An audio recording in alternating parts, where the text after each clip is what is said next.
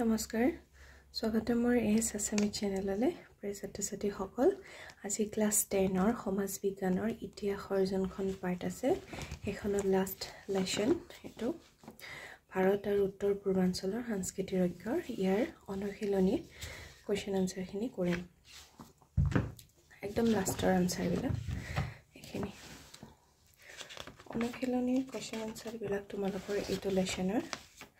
অনুশীলনী ইয়া বহুত দীঘল আছে ক'ব গ'লে কিন্তু মই হেকানে পাৰ্ট 1 আৰু 2 বনাম 1 ত অকল শৰ্ট কোৱেশ্চন খিনি থাকিব এইখিনি আৰু ইয়া থাকিব আৰু ইয়া সমুত্তৰো বহুত আছে 38 টা আৰু দীঘল প্ৰশ্নৰ উত্তৰ বিলাকত একেটা পাৰ্ট 2 থাকিব তো মই এইটো ভিডিঅ'ত অকল দীঘল উত্তৰৰ প্ৰশ্নখিনি হে কৰাম আৰু সমুতকাখিনি কৰাম এখিনি বহুত আহি যাব তো ভিডিঅ'টো বহুত দীঘল হয় বুলি মই দুটা পাৰ্টত কৰি দিছো তোমালোকে চাই লবা আৰু কোৱেশ্চন আনসাৰ খিনি মই ইমান দীঘল কৰা নাই পইণ্টত দিছো বহলাই দিয়া নাই বহুত ডাঙৰ ডাঙৰ হৈ যায় দেখিলো মই তো বহলাই দিয়া নাই মেইন বস্তুবিলাক মই পইণ্ট আকাৰে দি দিছো হেখিনি তোমালোকে চাই লবা তো কোৱেশ্চন আনসাৰ খিনি লিখাৰ আগতে মোৰ চেনেলটো এবাৰ সাবস্ক্ৰাইব কৰি দিবা লাইক আৰু কমেন্ট এটা দি যাবা আৰু এটা ভুলা কোৱেশ্চন আনসাৰ খিনি আৰম্ভ কৰো দীঘল প্ৰশ্নৰ উত্তৰবিলাক হৈছে 1 নম্বৰ ভাৰতৰ সাংস্কৃতিক বহুতত্ত্ববাদৰ উৎপত্তি আৰু বিকাশৰ বিষয়ে চমুকৈ লিখা ইয়াৰ উত্তৰটো হৈছে 1 নম্বৰ উত্তৰটো লিখাৰ আগতে এটা কথা জনাই দিও মই বহলাই লিখা নাই দেই তোমালোকক এনেকা মই পইণ্টত দিছো তো 1 নম্বৰ পইণ্ট সাংস্কৃতিক বহুতত্ত্ববাদ মানে হৈছে একক সামাজিক বিভিন্ন ধৰ্ম ভাষা আৰু সংস্কৃতিৰ একেলগে অৱস্থিত 2 নম্বৰ ভাৰতত বহু জাতি ধৰ্ম আৰু ভাষাৰ মানুহে একেলগে শান্তিপূৰ্ণভাৱে বাস কৰে 3 নম্বৰ হিন্দু ধৰ্মৰ উদাৰতা আৰু সহিষ্ণুতা এই ঐক্যৰ প্ৰধান কাৰণ 4 নম্বৰ ৰামায়ণ আৰু মহাভাৰত আদিয়ে সাংস্কৃতিৰ ঐক্যৰ অনুভূতি সৃষ্টি কৰিছে 5 নম্বৰ বিভিন্ন সাম্ৰাজ্যৰ গঠনৰে ৰাজনৈতিক একতাও মজবুত হৈছে 6 নম্বৰ ধৰ্মীয় আৰু সাংস্কৃতিক উদাৰ মনোভাৱে সমাজক একে সূত্ৰত বান্ধি ৰাখিছে 7 নম্বৰ ভাষা ধৰ্ম আঞ্চলিক ভিন্নতা থাকিলেও ভাৰতীয়সকলে একতা বোধ কৰে 8 নম্বৰ সংগীত নৃত্য পোছাক খাদ্য উৎসৱ আদি ক্ষেত্ৰতো এই বহুতত্ত্ব দেখা যায় 9 নম্বৰ সেয়েহে ভাৰতক বিবিধতাৰ মাজত ঐক্যৰ দেশ বুলি কোৱা হয় 9টা পইণ্টে দিছো এছা 2 নম্বৰ কোৱেশ্চন আহা যে ভাৰতৰ প্ৰাচীন যুগত ৰচিত সংস্কৃতি সাহিত্যৰাজিত ভাৰতীয় সভ্যতা সংস্কৃতিৰ আত্মা নিহিত আছে বুলি ক'লে সম্ভৱত অতিৰঞ্জিত কৰা নহব বাক্যশাৰী ভাৱাৰ্থ আলোচনা কৰা এটো ভাৱাৰ্থ পইণ্টত দিয়া নাই এনেকে একদম ছুটিকে দিছো মেইন বস্তুবিলাকে দিছো এখিনি তোমালোকে চাব পাৰা ইয়াৰ উত্তৰটো হৈছে যে ভাৰতৰ প্ৰাচীন যুগত ৰচিত সংস্কৃতি সাহিত্যৰাজিত সত্যই ভাৰতীয় সভ্যতা আৰু সংস্কৃতিৰ আত্মা নিহিত হৈ আছে বেদ উপনিষদ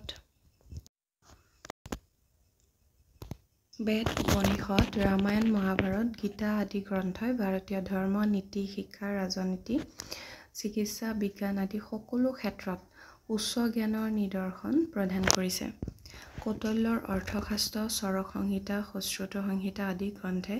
প্ৰাচীন ভাৰতীয়সকলৰ বৈজ্ঞানিক মনোভাৱ প্ৰতিফলিত কৰে কালিদাস বাণভট্ট আদি সাহিত্যকৰ ৰচনা ভাৰতীয় সাহিত্যৰ গৌৰৱ বৃদ্ধি কৰিছে সত্যমে জয়তে অহিংসা পৰম ধৰ্ম বসুদেৱ কুটুম্বক আদি বাণীয়ে ভাৰতীয় নৈতিক মূল্যবোধ স্থাপন কৰিছে এই গ্ৰন্থসমূহে সমাজ ব্যৱস্থা ধৰ্মীয় চিন্তাধাৰা ভাতৃত্ব আৰু মানৱতাবাদৰ আদৰ্শ প্ৰচাৰ কৰিছে সাংস্কৃতিক সাহিত্যৰ প্ৰভাৱত ভাৰতীয়সকলৰ ঐক্য আৰু সাংস্কৃতিক সজাগতা বৃদ্ধি পাইছে সেয়েহে কোৱা যায় সাংস্কৃতিক সাহিত্যৰ ভাৰতীয় সভ্যতা আৰু সংস্কৃতিৰ মূল আত্মা গভীৰভাৱে প্ৰতিফলিত হৈছে বাস ইমানখিনিয়ে বেছি দীঘল কৰা নাই হা ইমানখিনিয়ে তোমালোকে লিখিব ইয়াতছে ছুটিকে নিলিখিবা দেই পিছৰ 3 নম্বৰ কোৱেশ্চন আছে যে ভাৰতৰ ধৰ্মীয় ঐতিহ্যৰ বিষয়ে লিখা এইখিনি মই পইণ্টতে দিছোঁ 9টা পইণ্ট কৰিব পাৰা ইয়াৰ উত্তৰ 1 নম্বৰ ভাৰতৰ ধৰ্মীয় পৰম্পৰা অতি প্ৰাচীন আৰু সমৃদ্ধ 2 নম্বৰ এই পৰম্পৰাই নতুন বিশ্বাস আৰু ৰাজনীতিৰ সৈতে সহৱৰ্তিতা ৰক্ষা কৰিছে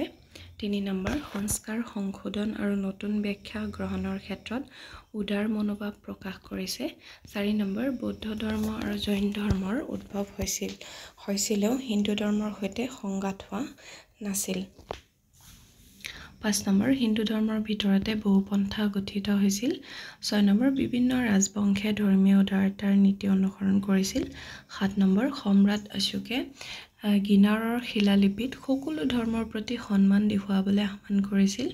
8 নম্বৰ পৰৱৰ্তী সময়ত খ্ৰীষ্টান ইছলাম খ্ৰীষ্টিয়ান আদি ধৰ্মৰো ভাৰতলৈ আগমন ঘটিছিল 9 নম্বৰ বিভিন্ন জনজাতীয় ধৰ্মৰ সৈতে এই সকলো ধৰ্ম শান্তিপূৰ্ণভাৱে সহাৱস্থান কৰিছিল 9টা পইণ্টে দিছোঁ এছৰ 4 নম্বৰ কুৱেশ্যন আছে যে উত্তৰ পূৰ্বাঞ্চলৰ এক উমহতীয়া সুকীয়া পৰিচয় কেনেকৈ সৃষ্টি কৰিছে ইয়াৰ উত্তৰটো হৈছে যে উত্তৰ পূৰ্বাঞ্চলৰ শব্দটো ব্ৰিটিছ শাসকসকলে উদ্ভাৱন কৰিছে এই অঞ্চলত অসম অৰুণাচল প্ৰদেশ নাগালেণ্ড মণিপুৰ মিজোৰাম ত্ৰিপুৰা মেঘালয় আৰু ছিকিম অন্তৰ্ভুক্ত 3 নম্বৰ অঞ্চলটোৰ পাহাৰীয়া ভৌগোলিক গঠন এক বিশেষ পৰিচয় সৃষ্টি কৰিছে 4 নম্বৰ ব্ৰহ্মপুত্ৰ আৰু বৰাক উপত্যকা অঞ্চলটোক সংযোগ কৰিছে 5 নম্বৰ অঞ্চলটোৰ সীমান্ত বাংলাদেশ ভূটান ম্যানমাৰ সৈতে সংলগ্ন 6 নম্বৰ জনজাতীয়ভাৱে এই অঞ্চল মংগোলীয় আৰু অষ্টিক জনগোষ্ঠীৰ মিশ্ৰণে গঠিত 7 নম্বৰ ধৰ্মীয়ভাৱে লোকসকলে হিন্দু বৌদ্ধ আৰু খ্ৰীষ্টান ধৰ্ম অনুসৰণ কৰে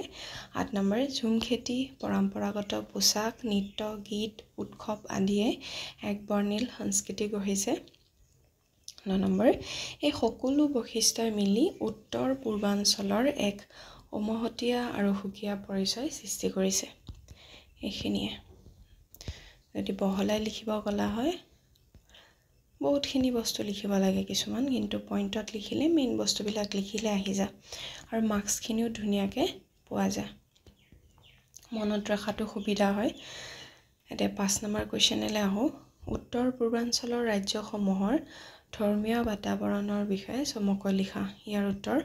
ইংৰাজ শাসন কালত মিছনাৰীসকলে খ্ৰীষ্টিয়ান ধৰ্মৰ প্ৰসাৰ ঘটাইছিল 2 নম্বৰ অসমত আৰ্য ভাষা আৰু হিন্দু ধৰ্মৰ প্ৰচলন প্ৰাচীন কালৰ পৰা 3 নম্বৰ মণিপুৰ আৰু ত্ৰিপুৰা তো হিন্দু ধৰ্মৰ প্ৰসাৰ অতি পুৰণি এছত 4 নম্বৰ পাহাৰীয়া জনজাতিসকলৰ মাজত এতিয়াও প্ৰাকৃতি প্ৰাণবাদী বিশ্বাস চলি আছিল 5 নম্বৰ অৰুণাচল হিন্দু খ্ৰীষ্টান বৌদ্ধ আৰু স্থানীয় দেৱ-দেৱীৰ উপাসনা চলে 6 নম্বৰ নগাসকলে ধনেশ পক্ষীক পবিত্ৰ জীৱ হিচাপে মানি হৰ্ণবিল উৎসৱ উদযাপন কৰে 7 নম্বৰ ৰাণী গাই দালুৱে হেৰাকা আন্দোলনৰ জৰিয়তে পৰম্পৰাগত ধৰ্ম সংস্কৰণ কৰিছিল 8 নম্বৰ মণিপুৰৰ মেইটেইসকল বৈষ্ণৱ ধৰ্মাৱলম্বী আৰু মণিপুৰী নৃত্যতাৰ প্ৰভাৱ 9 নম্বৰ মিজোৰাম মেঘালয় আদি ৰাজ্যত খ্ৰীষ্টান ধৰ্ম প্ৰধান স্থান অধিকাৰ কৰিছে এইখিনি লিখিলেই যথেষ্ট এইটো কুৱেশ্যনৰ কাৰণে যদি তোমালোকে এইটো লিখা এইখিনি লিখিলেই যথেষ্ট উত্তৰ পূৰ্বাঞ্চলৰ মানে এতিয়া 6 নম্বৰ কুৱেশ্যনলৈ আহা 6 নম্বৰ কুৱেশ্যন হৈছে যে অসমত আৰ্য অনাৰ্য সকলোৰে সম্বন্ধিত অৱদানেৰে এক সংমিশ্ৰিত সংস্কৃতিৰ উৎপত্তি হৈছিল এইটো প্ৰথম পেজতে আছে তোমালোকৰ কিতাপখন পঢ়িলে গম পাবা প্ৰসংগটো চমুকৈ আলোচনা কৰা পিছত 6 নম্বৰ আছে ইয়াৰ উত্তৰ হ'ব যে ব্ৰহ্মপুত্ৰ উপত্যকা এক সাৰুৱা কৃষিভূমি আৰু প্ৰাকৃতিক সম্পদ সমৃদ্ধ অঞ্চল চীন দেশৰ পৰা ৰোমান সাম্ৰাজ্যলৈ যোৱা মহাৰেশ্মিক পথৰ এটা শাখা অসম হৈ গৈছিল যাৰ ফলত বহুবিধ জাতি ধৰ্ম আৰু সংস্কৃতিৰ লোকসকলৰ এই অঞ্চলটোলৈ আগমন ঘটিছিল অসমৰ প্ৰাকৃতিক সৌন্দৰ্য উপযুক্ত জলবায়ু আৰু নিৰাপদ পৰিৱেশে বহু প্ৰাচীন কালৰ পৰা বিভিন্ন নৃগোষ্ঠীক স্বাভাৱিক প্ৰব্ৰজনকাৰী আক্ৰমণকাৰী ব্যৱসায়ী তীৰ্থযাত্ৰী আৰু সাধক হিচাপে আকৃষ্ট কৰিছিল এই বহুমুখী আগমন আৰু বসতি স্থাপনৰ ফলত অসমত বিভিন্ন ধৰ্ম ভাষা আচাৰ অনুষ্ঠান কৃষ্টি আৰু সামাজিক মূল্যবোধ সমন্বয় গঠিছিল ভাৰতৰ দ্ৰাবিড়ীয় নিগ্ৰো অষ্টিক আৰু মংগোলীয় আদি নৃগোষ্ঠীৰ উপস্থিতি অসমতো দেখা যায় ফলত ভাৰতৰ দৰে অসমৰো এক সংমিশ্ৰিত নৃতাত্ত্বিক আৰু সাংস্কৃতিক পৰিচয় গঠিত হৈছে সেয়েহে আৰ্য অনাৰ্য সকলোৰে মিলিত অৱদানেৰে অসমত এক ঐক্যবদ্ধ সংমিশ্ৰিত সংস্কৃতিৰ জন্ম হৈছিল যি আজি অসমৰ সাংস্কৃতিক পৰিচয়ৰ মূল আধাৰ ৰূপে পৰিগণিত ভিডিঅ'বিলাক তোমালোকে প'ষ্ট কৰি কেনে লিখিবা নহ'লে এনেকৈ কৈ থাকিলে পতককৈ গুচি যা ৰখাই লিখি ল'বা সুবিধা হ'ব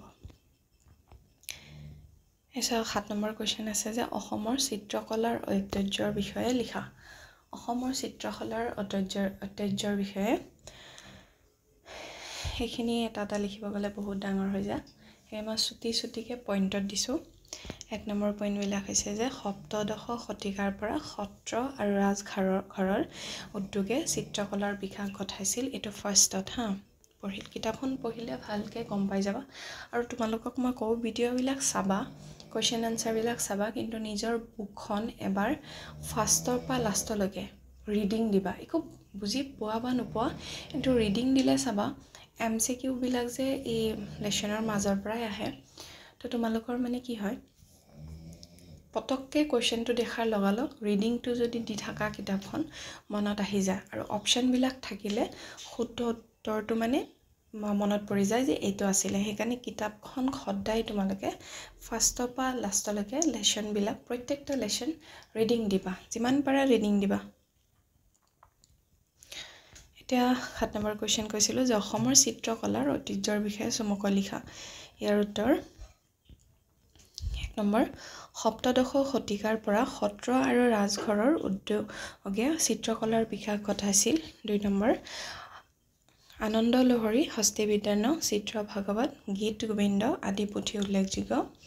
3 নম্বৰ সাঁচিপাতৰ ওপৰত প্ৰাকৃতিক ৰঙেৰে চিত্ৰ অঁকা হৈছিল 4 নম্বৰ প্ৰথমে পটভূমিত ৰঙা দিয়া হয় আৰু তাৰ ওপৰত মূল চিত্ৰ অঁকা হৈছিল 5 নম্বৰ বিষয়বস্তু ৰজা যুদ্ধ দেৱ-দেৱী জন্তু ফুল লতা আদি 6 নম্বৰ ৰঙৰ ব্যৱহাৰ কৰিছিল হেনতে ৰঙা সেউজীয়া হালধীয়া কলা আদি প্ৰধান 7 নম্বৰ মুখাবয় বা অনুপাতত নিখুঁত কৌশল নোহোৱাটো চিত্ৰ সহজ সৰল আছিল 7 নম্বৰ মুখাবয় বা অনুপাতত নিখুঁত কৌশল নোহোৱাটো চিত্ৰ সহজ সৰল আছিল 8 নম্বৰ সুকুমাৰ বৰকাইথে লিখা হস্তি বিদ্যানত হাতীৰ চিত্ৰ উল্লেখযোগ্য 9 নম্বৰ চিত্ৰকৰ দিলবৰ আৰু দুচায়ে এই চিত্ৰসমূহ অংকন কৰিছিল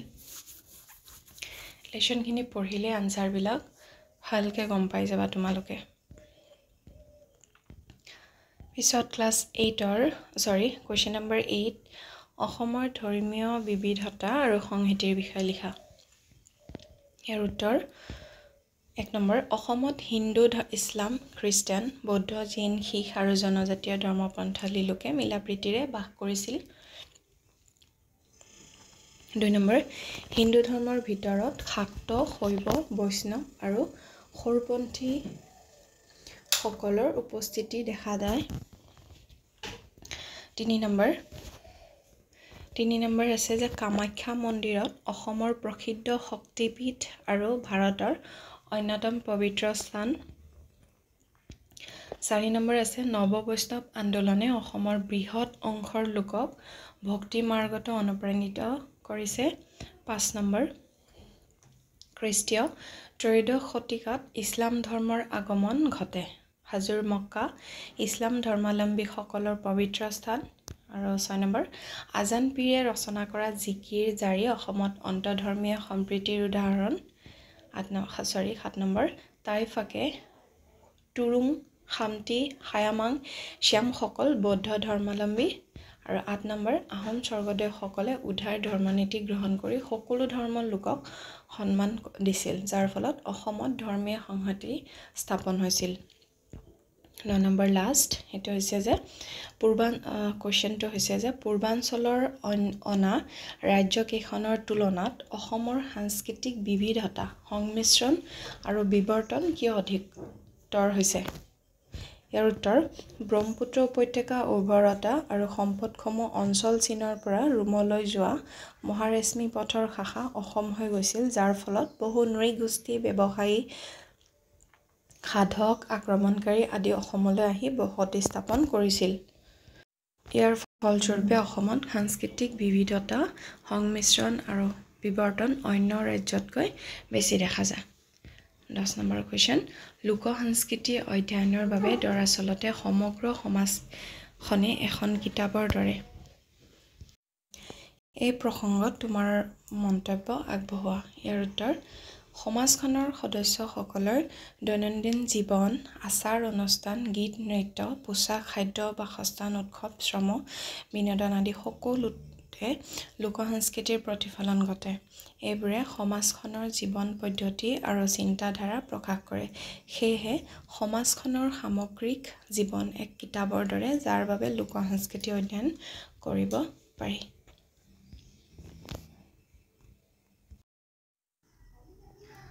ইয়াৰ সমতুকাবিলাক হৈছে একেটা সমতুকা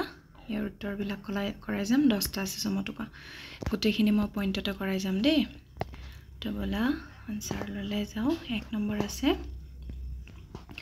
ভাৰতীয় চিত্ৰকলা পইণ্টত আছে 10টা পইণ্ট 1 নম্বৰ পইণ্ট উত্তৰ ভাৰতীয় চিত্ৰকলা দুটা ভাগত ভাগ এটা হৈছে বৃহদাকাৰ দেৱাল চিত্ৰ আৰু এটা হৈছে ক্ষুদ্ৰাকাৰ দেৱাল 2 নম্বৰ আছে দেৱাল চিত্ৰ পাহাৰৰ গুহাত অংকন কৰা হৈছে যেনেকৈ অজন্তা বাঘ চিত্ৰ নাৱাচল আদিত 3 নম্বৰ ক্ষুদ্ৰ চিত্ৰ গ্ৰন্থ অলংকৃত কৰাৰ বাবে অঁকা হৈছিল 4 নম্বৰ অজন্তাৰ দেৱাল চিত্ৰবোৰ পৃথিৱী বিখ্যাত 5 নম্বৰ প্ৰাচীন যুগতে চিত্ৰকলাৰ সৰাংশ আকৃতি জোখমাখ আবেগ কলা সদৃশ্য তুলিকা ব্যৱহাৰ বিকশিত হৈছিল 6 নম্বৰ প্ৰাকৃতিক বস্তুৰে ৰং তৈয়াৰ কৰা হৈছিল 7 নম্বৰ চুলতানী যুগত পাৰস্য শৈলীৰ চিত্ৰশিল্পৰ প্ৰভাৱ আহিছিল 8 নম্বৰ মোগল যুগত আকবৰ জাহাংগীৰ শাহজাহানৰ পৃষ্ঠপোষকতাত এই শিল্প ফুলিছিল বা ফুটি উঠিছিল লিখিব পাৰা 9 নম্বৰ মোগল যুগ চিত্ৰত দৰবাৰ যুদ্ধ ফুল জন্তু গছ আদিৰ ছবি দেখা যায় আৰু 10 নম্বৰ হৈছে ফাৰ্চী শৈলীত ৰামায়ণ মহাভাৰত আদি গ্ৰন্থত চিত্ৰ অঁকা হৈছিল 10টা পইণ্টে বহুত হৈ যাব তোমালোকৰ আৰু নালাগে এতিয়া 3 নম্বৰ আহা 3 নম্বৰ কৈছে যে ভাৰতীয় সংগীত আৰু নৃত্যকলাৰ ঐতিহ্য এটো পইণ্টতে আছে 1 নম্বৰ পইণ্ট ভাৰতীয় সংগীতৰ ঐতিহ্য অতি প্ৰাচীন আৰু সমৃদ্ধ 2 নম্বৰ সামবেদৰ স্তোত্ৰসমূহত দেৱতাৰ সন্তুষ্টিৰ বাবে সংগীত ব্যৱহৃত হৈছিল 3 নম্বৰ সময়ৰ সৈতে সংগীতৰ বিভিন্ন শাখা বিকাশ পাইছিল 4 নম্বৰ হৈছে ধ্ৰুপদী সংগীতৰ পৰম্পৰা গুৰু শিষ্য প্ৰথাৰে বৰ্তমানলৈ আহিছে 5 নম্বৰ মোগল যুগত সংগীতৰ বিশেষ বিকাশ হৈছে আৰু 6 নম্বৰ হৈছে বহু প্ৰকাৰৰ বাদ্যযন্ত্ৰ যেনে বাঁহী তবলা ঢোল বীণা নুপুৰ আদি উদ্ভাৱন কৰা হৈছিল 7 নম্বৰ হৈছে নৃত্যকলাটো ভাৰতবৰ্ষৰ গৌৰৱজনক ঐতিহ্য 8 নম্বৰ হৈছে চৰকাৰী স্বীকৃত 8টা ধ্ৰুপদী নৃত্য যেনে কথাকলি কেৰালা ৰাজ্যৰ মোহিনী অট্টম এটো কেৰালা ভাৰতনাট্যম এটো তামিলনাডুৰ কুচিপুড়ি এটো অন্ধ্ৰ প্ৰদেশৰ আৰু ওডিশীটো উৰিষ্যাৰ তাৰপিছত কথকটো হৈছে উত্তৰ ভাৰত সত্ৰীয়া হৈছে অসমৰ মণিপুৰী হৈছে মণিপুৰৰ 4 নম্বৰ কোৱেশ্চন অসমৰ ভাস্কৰ্য শিল্প এইখিনি বিষয় লিখিব লাগে ইয়াৰ উত্তৰ 1 নম্বৰ পইণ্ট অসমৰ বহু ঠাইত দেৱাল খোদাই আৰু ত্ৰিমাত্ৰিক মূৰ্তি আৱিষ্কৃত হৈছিল 2 নম্বৰ শিল হাতীৰ দাঁত সোণ ৰূপ তাম কাঠ আদিৰ মূৰ্তি নিৰ্মাণ কৰা হৈছিল 3 নম্বৰ দেৱী মূৰ্তি শিৱ বিষ্ণু গণেশ সূৰ্য মগৰ হাতী ঘোঁৰা সিংহ আদিৰ মূৰ্তি দেখা যায় 4 নম্বৰ ভাস্কৰ্য শিল্পৰ মুখ্য নিদৰ্শন পোৱা ঠাই যেনে দ পৰ্বতীয়া বামুণী পাহাৰ মদন কামদেৱ আমবাৰী দবকা পাগলাটেক সূৰ্য পাহাৰ বৰগংগা নুমলীগড় দেওপানী হোজাই ডিব্ৰুগড় শুক্ৰেশ্বৰ মংগলদৈ আদি ইয়াৰ পৰা গোটেইখিনি নিলিখিলেও হ'ব 3টামান লিখিলে হৈ যাব বাৰু সো 5 নম্বৰ হৈছে দ পৰ্বতীয়া তোৰণ গংগা যমুনাৰ মূৰ্তি নিখুঁত ভংগীমাত দিশোদিত 6 নম্বৰ এই মূৰ্তিসমূহ গুপ্ত যুগৰ প্ৰভাৱ খ্ৰীষ্টীয় 6ষ্ঠ শতিকাৰ 7 নম্বৰ মদন কামদেৱৰ নিত্যৰতা প্ৰেম প্ৰকাশক জীৱ-জন্তুৰ মূৰ্তি দেখা যায় 8 নম্বৰ কিছুমান মূৰ্তি তান্ত্ৰিক উদ্দেশ্য নিৰ্মাণ কৰা হৈছে বুলি পণ্ডিতসকলে কয় হৈ গ'ল এতিয়া তোমালোকৰ হৈছে 5 নম্বৰ 5 নম্বৰত আছে যে অসমৰ স্থাপত্য শিল্প এইটো ধুনীয়া কোৱেশ্চন আৰু এইটো ইম্পৰ্টেন্ট হয় দেই আহি যাব পাৰে এইটো আছে 1 নম্বৰ পইণ্ট আছে অসমৰ স্থাপত্য শিল্পৰ প্ৰধান নিদৰ্শন মধ্যযুগৰ আহোম আৰু কোচ ৰাজবংশৰ সময়ৰ 2 নম্বৰ মুখ্য স্থাপত্য ৰংঘৰ কাৰেংঘৰ তলাতল ঘৰ আৰু বহুতো মন্দিৰ পিছত 3 নম্বৰ বিখ্যাত মন্দিৰসমূহ যেনেকৈ কামাখ্যা উগ্ৰতাৰা উমানন্দ নৱগ্ৰহ শিৱদৌল জয়দৌল দেৱীদৌল ফাকুৱাদৌল নেগৰিটিং হাজোৰ হয়গ্ৰীৱ মাধৱ শুক্লেশ্বৰ আদি আৰু মন্দিৰবোৰৰ নাগৰ বা বেছৰ শলিত নিৰ্মিত সাধাৰণতে দুটা অংশ থাকে এটা হৈছে গৰ্ভগৃহ আৰু মণ্ডপ এই দুটা অংশ থাকে যে ইয়াৰ ওপৰতো কোৱেশ্চন আহিব পাৰে যে মন্দিৰবিলাক কেইটা অংশত হেৰি থাকে তো অংশ থাকে এটো তোমালোকে লিখিব পাৰা গৰ্ভগৃহ আৰু মণ্ডপ আচ্ছা 6 নম্বৰ পইণ্টলৈ আহো শিখৰবোৰ কেতিয়াবা অৰ্ধবৃত্তাকাৰ কেতিয়াবা দীঘলীয়া যেনে শিৱদৌল বিষ্ণুদৌল দেখা যায় 7 নম্বৰ ইটাৰ সৈতে শিল ব্যৱহাৰ কৰা হৈছিল 8 নম্বৰ তলাতল ঘৰ ৰুদ্ৰসিংহ আৰম্ভ কৰি ৰাজেশ্বৰ সিংহে সম্পূৰ্ণ কৰিছিল 9 নম্বৰ ৰংগৰ দুমহলীয়া বিহু উৎসৱ চাবলৈ ব্যৱহৃত 10 নম্বৰ আহোম সময়ত শিলৰ দলং যেনেকৈ নামদাং দৰিকা দিনজয় নিৰ্মিত হৈছিল যি এতিয়াও আছে 11 নম্বৰ ইটা গাঠিবলৈ বৰালি মাছ কণী বৰা চাউলেৰে কৰাল তৈয়াৰ কৰা হৈছিল এনেকা কোৱেশ্চন আহি যাব পাৰে তোমালোকৰ যে কৰাল কি তোমালোকে লিখিব পাৰা যে ইটা গাঠিবলৈ বৰালি মাছ কণী বা বৰা চাউলেৰে যোনটো মিশ্ৰণ তৈয়াৰ কৰা হৈছিল তাক কৰাল বুলি কোৱা হয় এটা লাষ্ট পইণ্ট 12 নম্বৰ স্থাপত্য কাৰ্য পৰ্যবেক্ষণৰ বাবে চাংৰুম ফুকন নামৰ বিষয় নিযুক্ত আছিল তোমালোকে ভিডিঅ'বিলাক স্কিপ নকৰাকৈ চাই যাবা দেই স্কিপ নকৰাকৈ চাই যাবা 6 নম্বৰ হৈছে অসমৰ বৈষ্ণৱী সাহিত্য ইয়াৰ উত্তৰ 1 নম্বৰ পইণ্ট পঞ্চদশ শতিকাত শংকৰদেৱ আৰু মাধৱদেৱৰ নেতৃত্বত নৱবৈষ্ণৱ আন্দোলনে আৰম্ভ হয়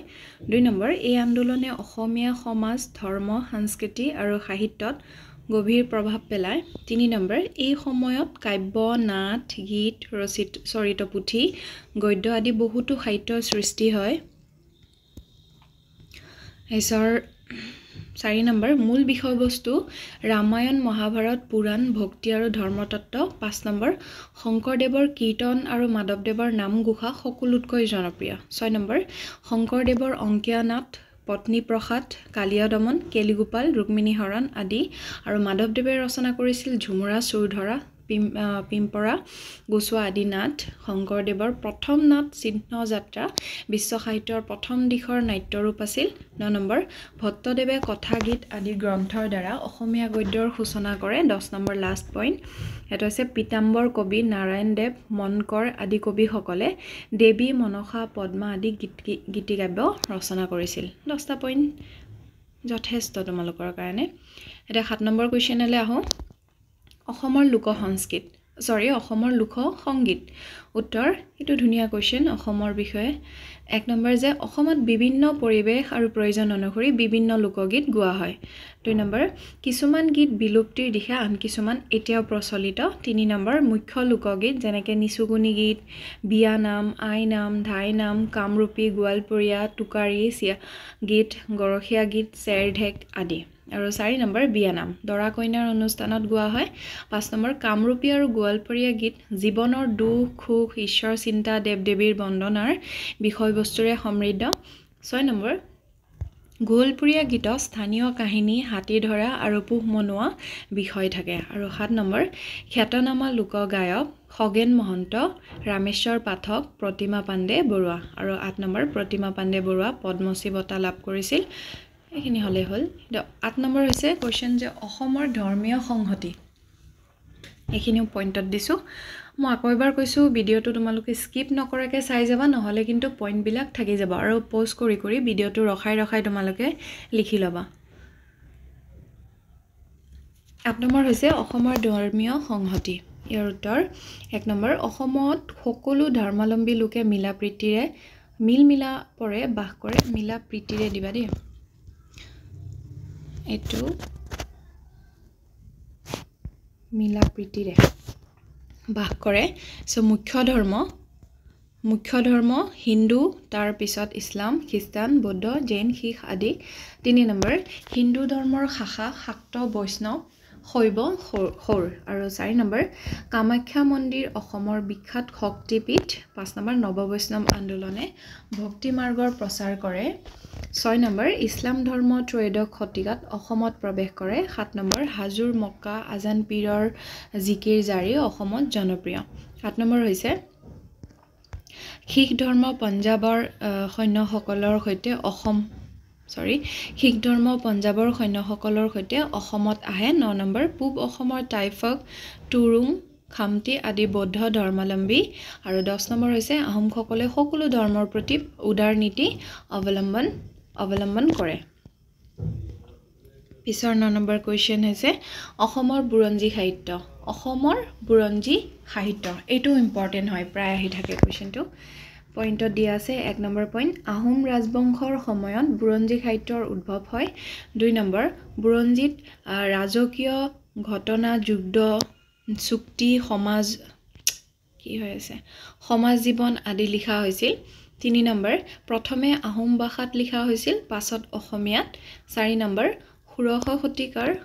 পৰা অসমীয়া ভাষাৰ বুৰঞ্জী দেখা যায় 5 নম্বৰ ব্ৰিটিছ সময়ত বহুতো বুৰঞ্জী উদ্ধাৰ আৰু প্ৰকাশ কৰা হয় 6 নম্বৰ মুখ্য বুৰঞ্জীসমূহ যেনে দেওদাই বুৰঞ্জী টুংখুঙীয়া বুৰঞ্জী কছাৰী বুৰঞ্জী জয়ন্তীয়া বুৰঞ্জী ত্ৰিপুৰা বুৰঞ্জী পদ্য বুৰঞ্জী পাটখা বুৰঞ্জী আদি আৰু 7 নম্বৰ এই বুৰঞ্জীসমূহ অসমৰ ইতিহাস জানিবলৈ অমূল্য উৎসৱ বা সম্পদো লিখিব পাৰা ইসা লাষ্টত আছে অসমৰ বিহু উৎসৱ তো সবেই জানা তথাপি পইণ্টত মই লিখি দিছো 1 নম্বৰ বিহু অসমৰ সৰ্বাধিক প্ৰিয় আৰু পৰম্পৰাগত উৎসৱ 2 নম্বৰ বছৰত 3 ধৰণৰ বিহু পালন কৰা হয় এটা হৈছে ৰঙালী কঙালী ভোগালী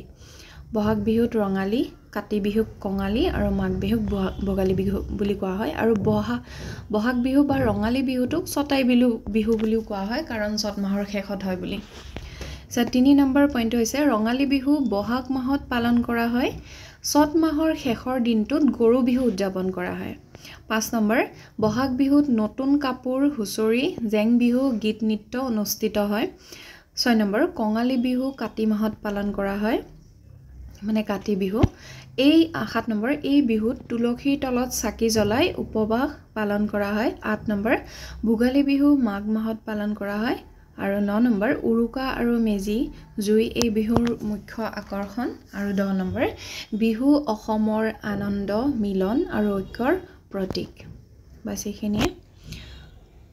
আৰু তোমালোকে ভিডিঅ'ৰ সেকেন্ড পাৰ্ট মানে শৰ্ট কোৱেশ্চনৰ আনসাৰ বিলাক